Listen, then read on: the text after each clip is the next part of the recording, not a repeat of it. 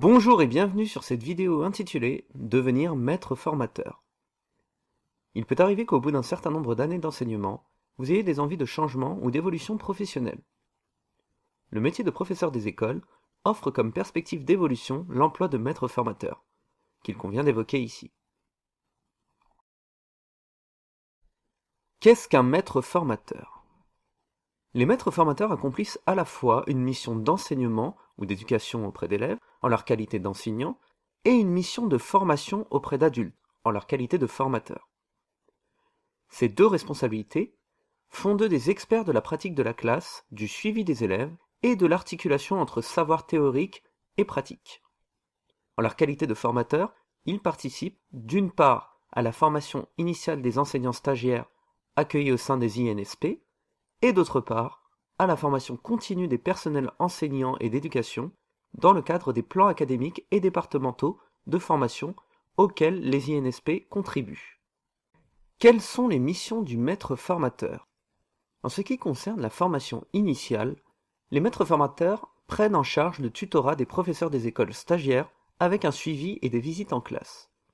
De plus, ils peuvent être amenés à assurer des cours dans le cadre du Master MEF.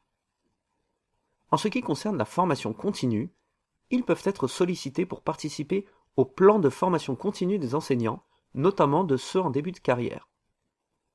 Ils bénéficient depuis la rentrée scolaire 2016 d'un allègement d'un tiers de leur service hebdomadaire d'enseignement et d'un allègement de 2 heures hebdomadaires en moyenne annuelle de service. Cela correspond à un allègement de 72 heures sur les 108 heures annuelles que les enseignants du premier degré sont tenus d'effectuer.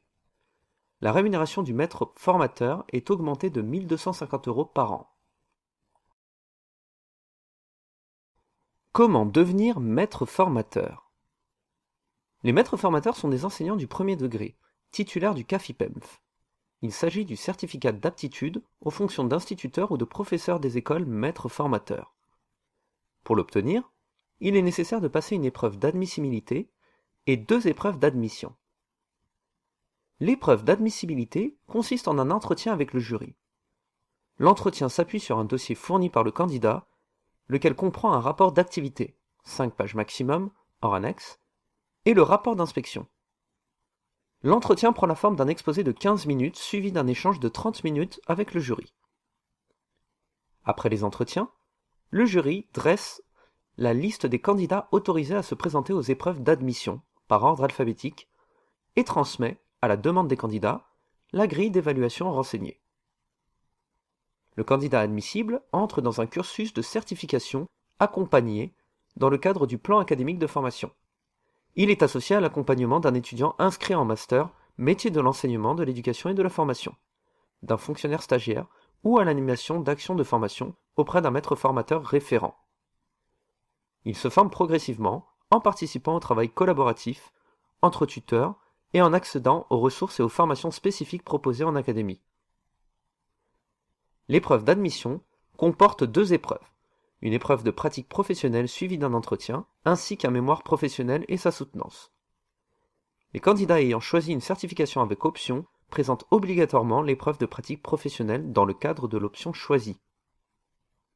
Ces épreuves permettent au jury de se prononcer sur la maîtrise des compétences professionnelles attendues d'un formateur.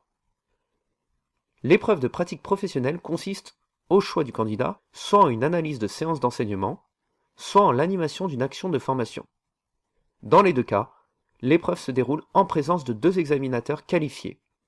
Cela dure 60 à 90 minutes, plus 30 minutes d'entretien. Le mémoire professionnel est une épreuve qui mobilise le jury auquel sont adjoints les 2 examinateurs qualifiés, tant pour la lecture du mémoire que pour la soutenance. Ce mémoire professionnel, de 20 à 30 pages hors annexe, est un travail de réflexion personnelle portant sur une problématique d'accompagnement ou de formation. Sa soutenance dure 45 minutes, dont 30 minutes d'entretien.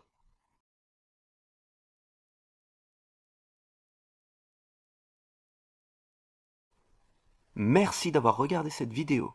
Si vous l'avez aimée, merci de la liker, de la partager ou de la commenter.